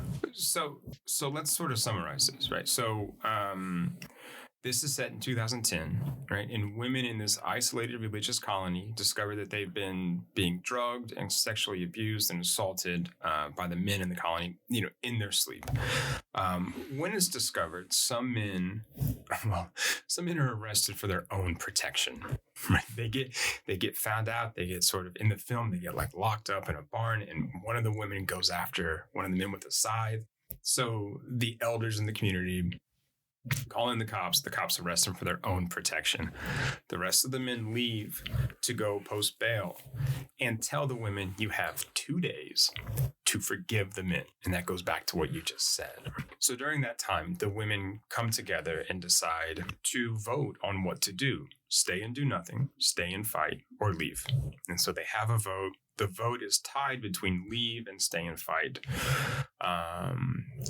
3 families, I believe members of 3 prominent families within the colony are elected to make the decision for the rest of the women. So they go up into a hayloft in a barn and they talk and they decide what to do. Also, there is a man named August, played by Ben Whishaw. He is from a family who was excommunicated, but he has returned to act as school teacher. He's there taking the minutes because, like you said, these women aren't educated. They don't know how to read and write. So he's there as kind of scribe to keep a record. That's the movie. And at the end, they come to the decision to leave. And that's kind of where we leave the film. And so, we watch a debate happen of stay and fight or leave and form your own community. And really powerful performances, I thought. Yeah, particularly Claire Foy and Rooney Mara. Is that right? Rooney Mara. Rooney Mara. Jesus Christ. Yeah, Rooney Mara. So Rooney Mara is like the philosopher of the group. And she's the one who's pregnant. Right. By through rape, right? But we also have like Jessie Buckley and Claire Foy are kind of like, different sides of the same coin, to use a cliche, but because they are both filled with such rage that's directed kind of in different directions. Jessie Buckley just fucking hates everyone in that room. Right. I forget what she says to Rooney Mara. Rooney Mara says, what does she say? Oh, this is why I called Rooney Mara like the philosopher. Because she's like, we must first define whatever. We must first understand what we are fighting for, right? We are women without a voice. Even the animals are safer, right? And then she says, what is forgiveness that's forced upon us true forgiveness? Jessie Buckley's just like, shut the fuck up. Like you're just speaking not. She's like, she thinks everyone is saying nonsense whenever they say something. The clock is ticking. What the fuck are we doing? Right. But it makes for a really interesting dynamic, especially between those 3. And Foy, you're come to understand that she's in an abusive relationship with her own husband, right? Is that the one? No, that's Buckley. That's Buckley still? Yeah. Okay. So it's Buckley is. I'm gonna be honest. The bonnets and a lot of the dress and the color scheme got me confused about who everyone was. Right. And in the names, I couldn't follow who was who. I know that Rooney Mara was Ona, Claire Foy was Salome, and then I don't know who like anyone else was. Oh, Judith Ivy. So Judith Ivy yes. was Agatha. She was amazing. And then what was Frances McDormand's character's name? Scarface Jans. Like, that's a cool name. It shouldn't be in this movie. Like, I want to see Scarface Jans in something else. I want to see Frances McDormand play Scarface Jans in something cool. The kind of like same character, right? Because she looks like she's ready to fight anyone. Right. Yeah. She seems like she should be definitely leading up some sort of mafia. Mennonite women mafia. I'm sorry. And I think clearly McDormand is there to get funding for this movie. I think because she's not in it long enough. I know she was a producer, but I think she's there to I think McDormand's like, I'm going to be in this, hopefully get you some dollars. I'm going to step away and I'm going to take the smallest role I possibly can because I want these younger women and these younger actresses to take forefront and to start telling this story. And they really were just so good. Yeah, I hate to, hope I don't sound dismissive when I'm losing the thread. And I do think this movie bears watching multiple times. Good. I was going to say the same thing. Yeah, I mean, I don't think you're going to be able to pick up everything in during a single viewing. And obviously, that kind of goes with any good allegory, right? I mean, you're not going to be able to pick up all the threads out of a single screening of this. Except for when I watched Lost, I understood that immediately. First 3 seasons were pretty good. I'm just. Nope. You get to live in that one. That's not me, man. Sorry. You interrupted us talking about the Academy Award winning screenplay of Women Talking with the Sorry. No, but I forgot that Sarah Polley won the screenplay Oscar. I thought Toes helped with that? Maybe I'm just wrong. I'm not sure. I know that Polly accepted it. It might have been a story by credit for Toes. I mean, yeah, it looks like it is. Yeah. It doesn't look like she has a screenplay credit, but I mean, I know they worked. I'm pretty sure they worked closely together. So. Look, this is a movie that it needs to be taught. It doesn't need to. It needs to be seen for sure. But I think there needs to be additional. I mean, because again, to me, and we were talking about this off mic, but like to me, this is not, and I don't want to diminish it, but this is not just a woman's story. This is a person of color story. This is a queer story. Because when I'm sitting there watching it, and you fall into the same trappings of how can these fucking women allow themselves to get caught into this situation in 2010? How can they find themselves? And again, they didn't ask. They were put there. They were born there. They were born into this. And so this story of women facing this impossible timeline and an impossible decision and trying to talk through it and trying to decide whether they should destroy their lives or destroy their lives, and which is better for them. This is the same decision that's being made by, and again, not to diminish the women of this movie and of this incident and of women, period, but also this is a story of people of color and that have been put in this situation, queer people who have been born into this situation, and do they decide to stay and fight and have a voice and to have agency and to find themselves, and can they do it, and the fear that's behind that, or do they give up everything that they've known and for the promise of a better day someplace else, and can they do that? This, I think it's such an important fucking movie. Mm-hmm. I think it's so beautifully done. Polly does such a good job of telling this story, and these actresses do such a good job of telling this story that it's heartbreaking. But again, it's one of those movies I think that there needs to be, every screening of this should have a fucking post-screening discussion, and by women, talking about what's going on here. You were trying not to say women talking. Right. So I just want to add on to this, because I think this is a brilliant point. That this really is a true intersectional movie, even though all we see are white women talking. I mean, that's the community it takes place in, right? But again, any good piece of art you can transpose right onto different groups, and that's what makes it such a good, like I said, intersectional film. The men leaving and saying, you have 2 days to forgive us, forgive them, right? Or you'll be excommunicated, is frankly, like, any time the cops kill an unarmed young black man and say, slavery ended 200 years ago. What the fuck you doing? What's your problem? Right. And saying, like, look, we're not all bad. Just deal with it. Just like, look, we're here to help. Right. And then when they get upset, going, look, you forgive us, or we're going to come in here with riot gear. And then people from the outside going, why are people burning down their own environments? Well, what the fuck do you think? Right. Because they've just been told you have no real option. And when you're faced with no real option, right, yes, you can leave, but a lot of times it just kind of comes out how it's going to come out. The rage in Claire Foy, the rage in Jessie Buckley, that's what that is. That's setting your neighborhood on fire. Yeah. Right. That's looting shops. Right. I'm not trying to make less or light of any of that, but that's what that's a Stonewall riot. Right. I mean, right. Well, and also, the atheist in me is sitting there watching this and screaming, you're still fucking praising God and you're still wanting to keep your faith. And again, all part of it, right, is like, am I going to burn down everything? Do I still not want the things that I'm supposed to want? Like, am I still not supposed to love the things, the portion of the things that are holding me back, that are keeping me oppressed? Can I not still love the good parts of that? It's so fucking heartbreaking, and like it's so important. Again, it's horrifying that it happened. It's so fucking important to show that this is a 2010 story, right, and not a fucking 1885 story, right? I mean, because people can't imagine that colonies like this actually exist when they are still there, right? And there's a reason they went from Canada to Bolivia, not to belittle Bolivia, right? But but they were granted more freedoms and they were granted land by going there, right? I mean, this would have been the original Manitoba colony was in Manitoba, right?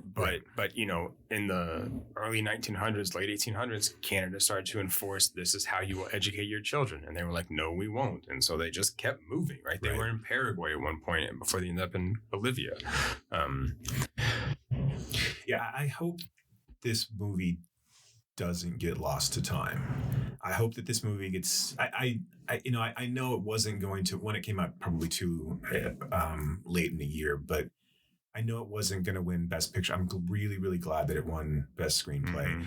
I don't necessarily know how impactful that's going to be. It's hard to say how much, obviously, any film, right? How much societal impact it's going to. I mean, because everything's so transactional and so tossed away at times. It's hard to predict what stays the course of time. Are you saying that like culture shifts and changes at an exceedingly quicker rate? It seems that way. In my feeble Gen X mind, I get scared and I go and yell at the clouds to stay where they are. And no one can see, but we're both wearing flannel, and our Sony Walkmans are on the table. Yes. I made you a mixtape. So I hope that this has legs, and I hope this is the type of film that I would hope people are teaching in classes. If there's a women's studies class or well, not in Florida, right? Sorry, right. And but I think this is why this film is so important, right? Because of moments like that, because there are people in forms of power trying to take away majors like gender studies or African American studies, and who clearly don't understand what critical race theory is, and they're just like scared by everything. That's why I think films like these are really, really important, and it's our mission to basically proselytize. Yeah.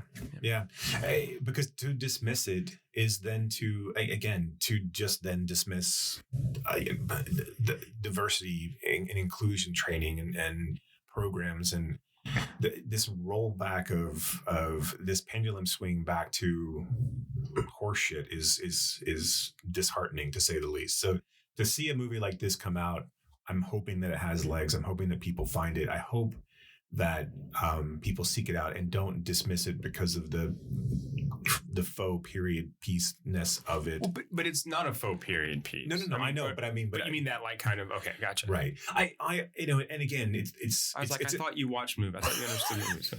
It's important for the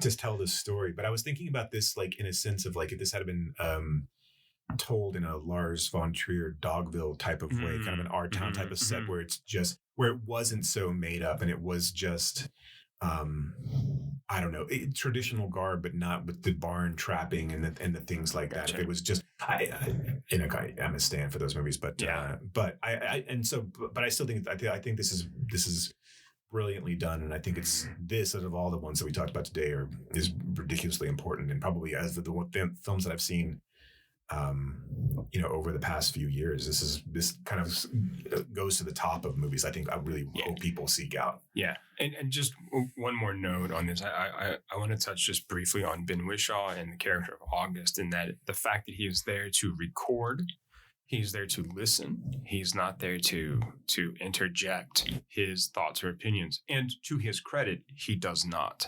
And if he ever veers into that territory, one of the women tell him to shut up and he listens. In the novel, he's the narrator because he wrote it. And I think it's a great choice by the filmmakers to have a young female narrator have the voiceover. that really, I think, shifts the focus back on the women. Now, I mean, the choice in a novel to do that, to have August be the narrator, makes sense because it's written. It's a written word, right? So, and I think that's the kind of conceit, or that's the structure. But I like here how he is portrayed as, I'm here as an ally. That is it. And it's not like, the we've talked about sort of the male white savior thing. He's not trying to do any of that. And I think it's a good depiction, right, of I don't know, how we should act. Right. So the last line that's uttered is, "Your story will be different than mine." I mean, it's a powerful line. I hope it's actually true. Yeah.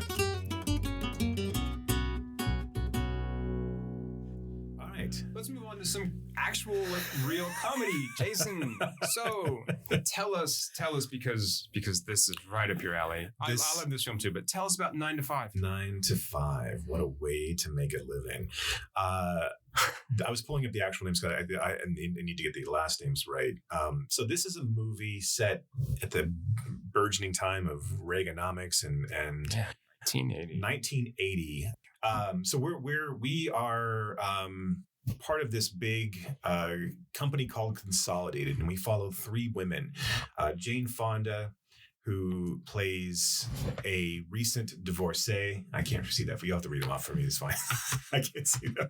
This is why when someone wears glasses, they wear glasses. No, I have context, but I'm in a transitional phase where I don't want to get into it. I'm in a real bad space. Gotcha. We're learning so much today, friends. Look, bifocal contacts don't work well for me, or I haven't adjusted well in the year that I've been wearing them. So I'm in this. Oh, you have bifocal. My glasses are bifocal. Yeah, so I know we're old as fuck, right? No, but I mean, like, we're just cool. Yeah, Look, I have look. These are like no line. Pee in your pants is cool, right? Call me Miles Davis. So we're following 3 women. Jane Fonda, what is her character's name? And since you can read that on your screen, Judy Burnley. She is a recent divorcee coming into the workforce for the first time. We follow Lily Tomlin. Violet Newstead, which is a great name, who is the old hand, has been at the Consolidated Corporation for 12 years. She's a senior supervisor that kind of runs the office pool of women, the secretarial pool of women in this big multinational company. And then we also follow Dolly Parton. Dora Lee Rhodes, who is Mr. Hart, Dabney Coleman, who is our foil in this movie. He is the boss, the bigoted, sexist, asshole-ish boss, right? Who's gotten there on the shoulders of the women that he stepped on to get to his position. Violet has trained him, and he jumped up because of his maleness to a vice president in this company. And basically, he makes the lives of these women hell. Dora Lee is his executive assistant, his personal secretary. She takes his letters. She takes care of buying things for his wife. She's also subject to his sexual advances because it's Dolly Parton, and Dolly Parton is gorgeous. And she has a sweet Texas drawl, and Dabney Coleman thinks he can take advantage of her. So we see these 3 women kind of in this workaday world, all trying to make it in their different ways. Lily Tomlin is a single mother, and she's trying to balance that, although we don't see her kid come back into play after the first part of the movie. They just disappear. He gives her a joint, he's gone. So like any good drug dealer. Right. we see Jane Fonda, Judy's first day at the job, and Violet is training her. And we see Lorelei. They basically kind of shun her at the beginning because they think that she's sleeping with Mr. Hart, and they kind of look down on her because of that. Of course, she's not sleeping with him, but that's the impression the office gets.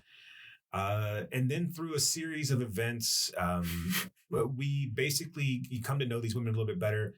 And they start to become friends. Basically, what happens, Mr. Hart's wife comes up to the office, and that's how it's revealed that Dora Lee's not actually sleeping with him, and then she's pissed. So basically, Violet, Judy, and Dora Lee go to a bar after dinner one night, and they're kind of commiserating about how they hate Mr. Hart and how they would kill him if they had the opportunity to kill him. And this is some great fantasy sequences of the film. through that, so they bond over the wanting to kill their boss and some good barbecue that Dorley's husband made and some pot that Lily Tomlin's son had given them. And so they're all fast friends.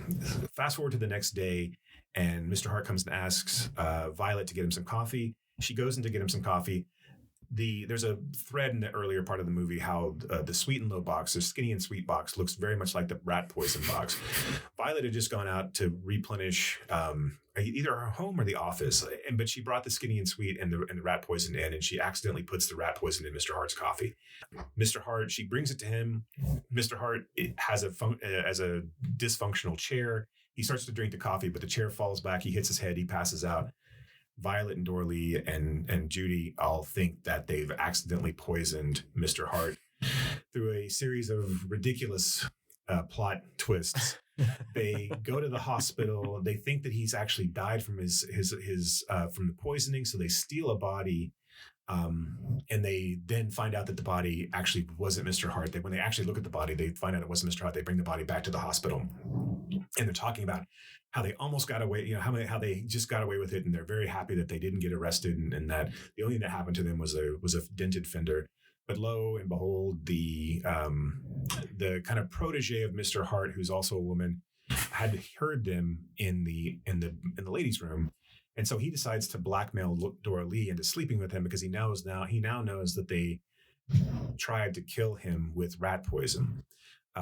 Dora Lee has a gun in her purse. She hogties Mr. Hart as he tries. She's from Texas. She's a former rodeo queen from Texas. She hogties Mr. Hart, and they essentially kidnap him. And because he won't listen to reason, he won't believe that they didn't intentionally try to poison him. So they take him to his home because his wife is on a 4-month or a 4-week cruise.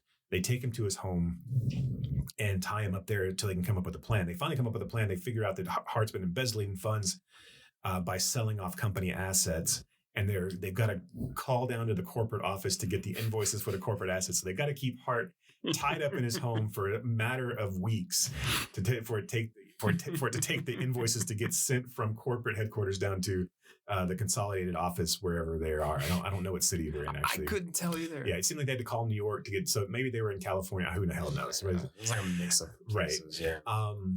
So while Hart is away, Dora Lee can sign his signature just as well as anybody can. Obviously, Lily Tomlin can run the office just as well as he can. And Jane Fonda, Judy starts coming into her own as well, kind of under Lily Tomlin's tutelage. So they start making great advances in the office. They start making changes. They open a daycare center. They open a job sharing. They institute an equal pay. They do all these things that are it looks like they do some sort of like diversity inclusion, because you start to see disabled people start working in the office. So they basically increased productivity over a matter of 6 weeks by 20%. Eventually, Hart's wife comes home and sets him free from the house, and unbeknownst to Dora Lee and the rest of the crew. And in that time frame, Hart figures out what they're trying to do. He reorders all of the equipment, so he's out from under the thumb of them under their blackmail. When he comes back to the office, however, the head honcho, who's basically kind of a Colonel General Lee type character, played by Sterling Hayden. Yes, head of the corporation, comes down. Is very impressed with Hart's increase of 20%. He's impressed with the daycare center. He doesn't really like the equal pay thing, but right. So he says to squash that. But he's so impressed that he wants Hart to open up an office in Brazil. So he takes right as Hart is about to call the cops and turn the screws to our trio of women, he's taken away off to Brazil, and Violet is through a series of postscript. We find out that Violet's been promoted to senior vice president, and all is well in the 9-to-5 world as Hart gets kidnapped by an Amazon tribe in Brazil and is never heard of from again. So this movie is wildly progressive but never preachy. The plot is fucking preposterous. It's so stupid, but it's so much fucking fun that it's impossible to fault it. Like, the women are having such a good time. I think they're so pitch perfect in each of their roles. Like Tomlin is just kills it. I mean, Dora Lee, look, Dolly Parton. I know we'll get to her. Dolly Parton, her film debut is just. I don't of film debuts where, I know, and she'd been around forever, but of film debuts, like I think that's got to rank up there in the top of all film debuts. It's like. Of stealing scenes and just taking it over, making it her own, and like just being so damn fucking just adorable and wonderful. Right. Like, and I don't mean adorable, like I don't mean to be talking down. It's just she's just so great. No, but I think there's a difference in how her character, that adorableness is a thing. And I think that's it's just earnest, better than, right? It's and that's what it's this earnest adorableness rather than she's so sexy and so hot. Because she's something different. I mean, yes, she's attractive, she's beautiful, but there's something kind of different about that character, about her in that character. But this confluence of events that happens where they poison his coffee. They poison his coffee cup. He falls over and hits his head and knocks himself out. Gets an ambulance ride to the hospital. The women then get there and overhear a doctor say how a person succumbed to their illnesses or whatever exactly they say. So they kidnap the body in a manner of panic. And then after all of that, then they kidnap him, rig up this like garage door opener and like flight suit to keep him trapped in his office. But they also set up weird S&M stuff. Right. Doing M&Ms. In a sequence where Jane Fonda's husband comes back to win her back or to ask her back. He had been casing her and follows her to Hart's house where they've been keeping him hostage. And this is another moment of like really good not good gaslighting, but a good use of that gaslighting where he's like, I was going to ask you to come back. She's like, no, you left me. Like, why am I coming back to you? You ran off with your secretary. No, get out of here. Right. Which is, I mean, look, this is that kind of, not to go back to our earlier discussion, but this is that kind of second wave feminism. Right? Well, I think this is right. And this plot, this script started out serious, right? This is based off of the 9 to 5 movement. This is a real thing where women were all had a boss killing story, and they tried to organize themselves to make working conditions better for women prior to this movie coming out. Fonda said when she was approached with this, it came off as too preachy but all of the tenets are still there, right? Of a woman who is divorced and figuring out who she is isn't defined by her husband in this case, and she can make it in a world that's dominated by men, and that she can, that life is not as hard as she probably was making it out to be, and she doesn't have to be just a housewife if she didn't want to be. She can be something more. And you've got single mothers trying to support themselves while also trying to juggle all of the horseshit that comes with being, part of a patriarchy that's sexist and demeaning and belittling. And then you've got Dora Lee, who is an attractive woman who also, you see the side of her her feelings are hurt because the women treat her poorly, because she's sexy and attractive and has the attention of men, where, Judy gets a little bit of the sexistness when Hart comes in there, but they're not Dora Lee. So they look down on her and ignore her because of some misconception that they have about her. All of these stories are, commonplace and they're well thought out and well told. At no point does this movie ever require any of these women to have any sort of savior other than themselves. And again, like I said, all of it is preposterous, but it all seemingly weirdly works. My only fault about this movie is by the time, you don't really get to, by the time that he's in his house and they start really doing good work, all of that's montaged. Yeah. And so it just spits you right out to the end. Like, it would have been really cool. And I get what they're trying to accomplish. This is an hour and 15-minute movie. So it's not like it's short, but it would have been cooler to live in the environment of really showing that they made this place a better place. And, shifting some of the madcappery that happens early in the film. So where you can see where these women are truly making a difference. And I think you see that, right? You see the alcoholic woman who like straightens her life up and like has, and is able to like clean herself up. Because of a program that they implemented. Right. But yeah. And so I think you see a lot of that, and I think you see the positives of it all. But I think if I were to do this differently, as if a white male would do this differently, as a storyteller, if I would have done this differently, I would have liked to have seen them spend more time in the world that the better world that they built. Or, to see them building it too. I mean, we see them building it, but we see it mostly through decorations on desks, new paint on lockers. We don't, signatures, yes, but you see Dora Lee going, well, if we're gonna make that change, we should make some real changes around here, and then cue 925, and then we cut into like the montage of memos going up on billboards or bulletin boards, and things happening, right? Of like. Yes, like a thank you for not smoking sign coming up on a desk, and that would have given, I think, more space for some of these ancillary characters to have a little more life in them as well. I mean, because you have kind of stereotypes, right? Sure. And I mean, you have the drunk woman, you have the sort of uppity woman, you have the woman of color who loses her job, right, and we don't really because she can't work a full 40-hour week, right? Because she didn't even want to. I mean, she's like, and that's part of what they instituted was like part-time work, and then sharing that like having two people.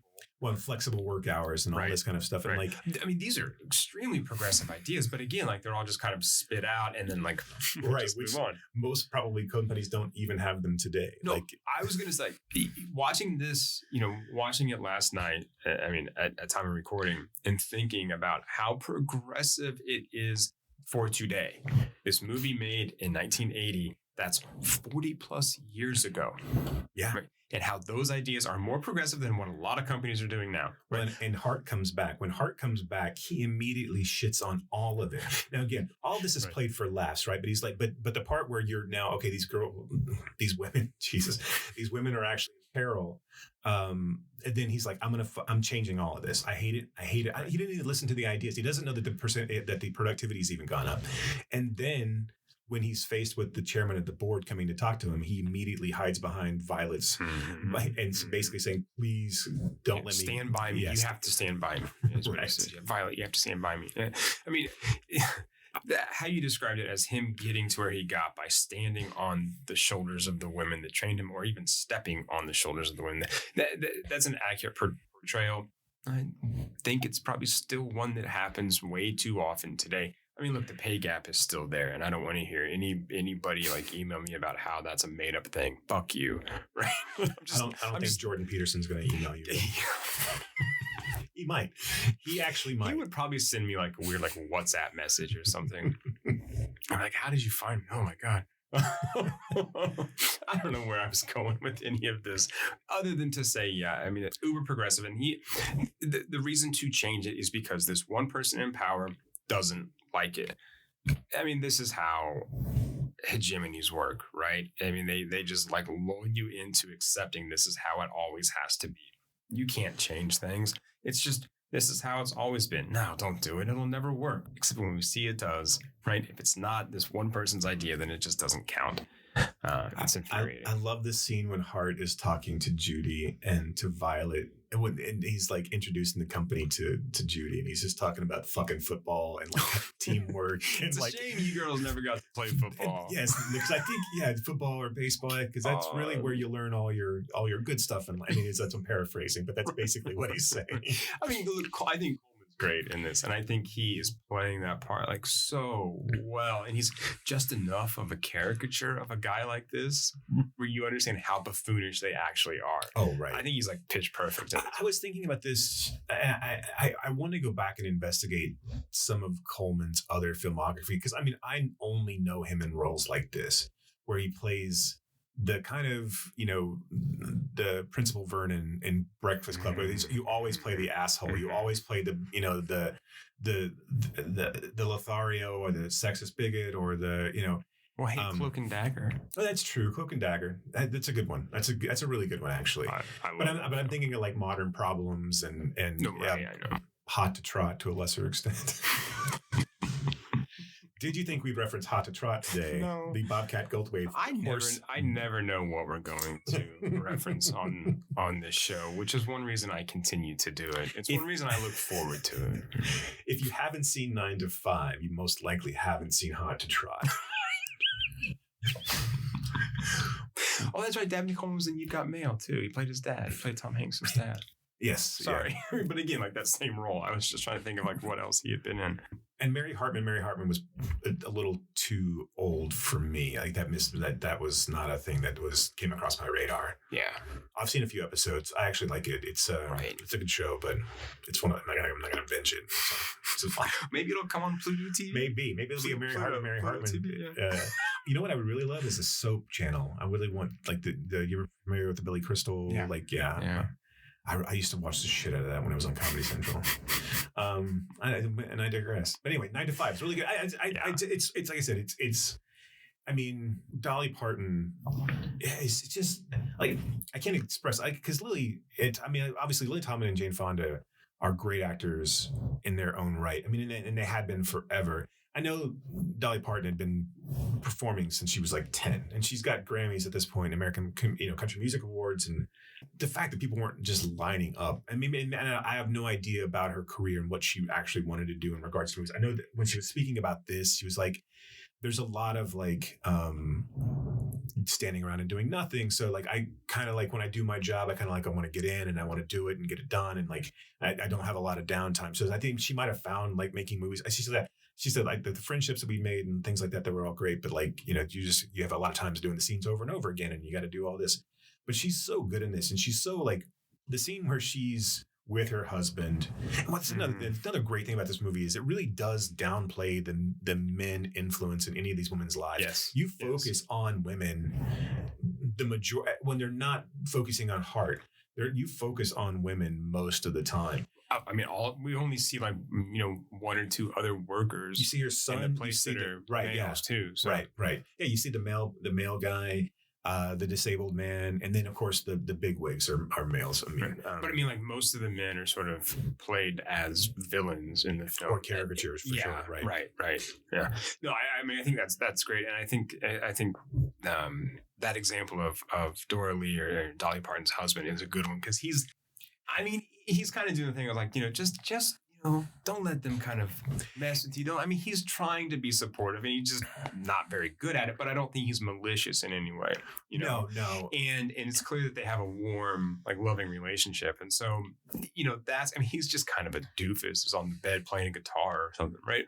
But again, like Jane Fonda is divorced. Lily Tomlin is a widow. I do think that scene with her husband's pretty telling though too, because all he does is tell her to smile more. I know.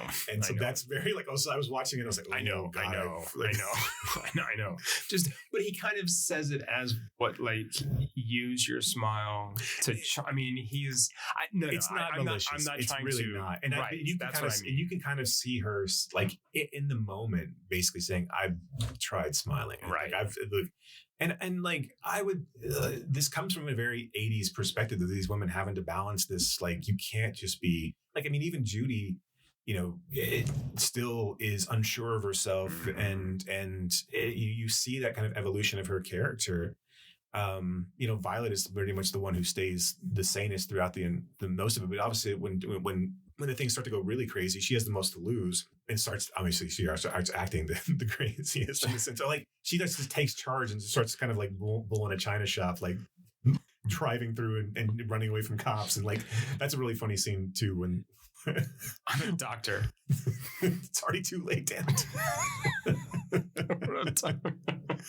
And doesn't she gets recognition for not panicking in the moment. Right. Yeah, it's a really fun, progressive movie. And I think, like we've talked about with something like Triangle of Sadness, the points are made clear through the comedy, I think, right? Where the ideas come through, not despite of, but because of the way they're presented, so that they're not too heavy-handed, not too on the nose, not too kind of hitting you over the head, but give you some space to sort of play and laugh and still sort of digest all the messages. The director Higgins, not Carlos, it's Colin, right? Colin Higgins. Is it Higgins? Am I getting that right? Mm-hmm. Colin Higgins, yeah. So he directed Harold and he did not direct Harold and Maude. He wrote Harold and Maude. He directed Foul Play, and then he directed Best Little Whorehouse in Texas. He died of AIDS in '87. So like I think that's his career. He was young. He was 47. So like that was but yeah, I mean, I like Foul Play quite a bit too, but obviously it's not Harold and Maude. But he wanted to direct Harold and Maude, but obviously I don't think they were going to give it to him. He wrote Silver Streak too. Right. That was his other big, and that was when I think of like Gene Wilder, Richard Pryor films, I always forget kind of how well reviewed they were, how well received they were up until like Hear No Evil, See No Evil. When he started to became like, when Pryor couldn't save himself from being in bad movies just to begin with, but like with Silver Streak, Stir Crazy, I mean, like they did some really, but Silver Streak's really good. I mean, it's oddly, good. Like for what you think a two-hander of like those guys would be, I don't know. I just see them as kind of being silly. When I think about them, I think of them in Hear No Evil, See No Evil kind of type stuff, just kind of like lesser comedy things. I often wonder what would have happened if Richard Pryor would have had the Gilda Radner role in Haunted Honeymoon. Or the Grandpa Joe role in Willy Wonka. No, I just think that movie would make an interesting companion piece with Cosby, Pryor, and California Suite as a divorced couple. Yeah, no, I'm with you. With an adopted teenage daughter. So 9 to 5 is great. You should, if you haven't seen it, you should check it out. We did a screening with Fort Worth Film Club did a screening with She Dares Collective here, and it was a really good turnout, really good conversation afterwards. There was a remake that was bandied around, I want to say late 90s, early 2000s, that was going to do it with an all-black cast. That just never got off the ground, but it was kind of a rumored thing. There was actually a television series like right after. So this was in 80. They did a TV series in 82. I think Hart's wife was the only one that came back to the roles. And but Dora Lee was played by Dolly Parton's sister. I think it like ran for 2 years, then went away for a minute, and then came back and ran for another 3. I can't imagine how this works as a series though. Like you can't like you take the teeth out of Hart, right? If you make him because eventually you can't have him be. You can't keep him chained up for 3 seasons. Not only that, but you can't have him be like this overtly evil ogre all the time, right? Unless you just have him as kind of like a disembodied voice from someplace else. You can't just have him be. I don't know how that works as a series, other than just office hijinks kind of thing, but we've seen those shows before. Right. Okay, anything else on 9 to 5? No, I think we're good. Go watch it, Screamers.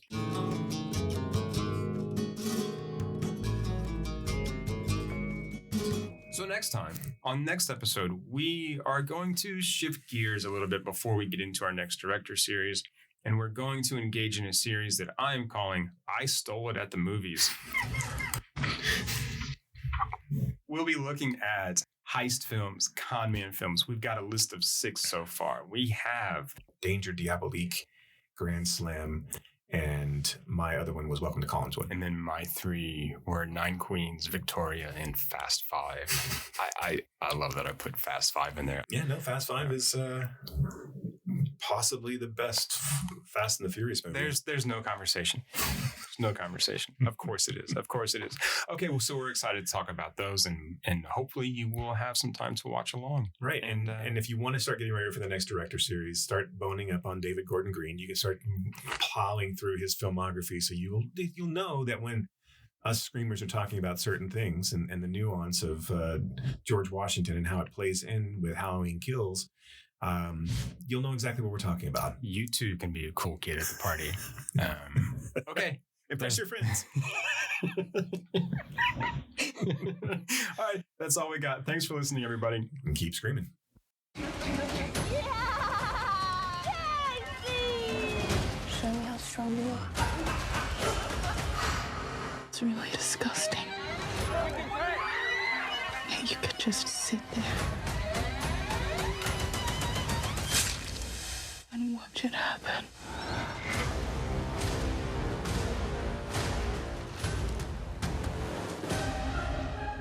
You know, James, you worry they got the wrong man.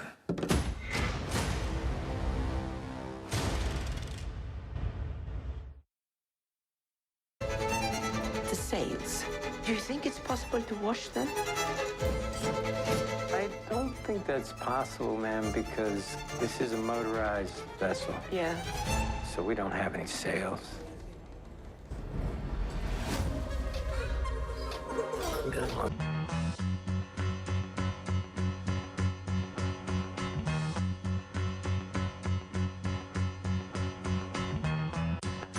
Working 9 to 5, what a way to make a living, barely getting by. And the first day I got here, and I put up with all your pinching and staring and chasing me around the desk because I need this job, but this is the last straw. Enough to drive you. Look, I got a gun out there in my purse, and up to now I've been forgiven and forgetting because of the way I was brought up, but I'll tell you one thing, if you ever say another word about me or make another indecent proposal, I'm gonna get that gun of mine, and I'm gonna change you from a rooster to a hen with one shot. How would you feel if in your entire life it never mattered what you thought? When we've liberated ourselves, we will have to ask ourselves who we are. You have been listening to Why Does the Wilhelm Scream with your hosts, Brock and Jason. If you like today's episode, do us a favor and rate, review, and subscribe in whatever application you use to consume podcasts these days. You can reach us by visiting whydoesthewilhelmscream.com. If you are in the DFW area, we would love to see you at a Fort Worth Film Club event. You can learn more about those and find a full schedule at fortworthfilmclub.com. And you can learn about my foundation and how we are trying to foster the next generation of film lovers at realhousefoundation.org. That's REEL housefoundation.org. Till next time.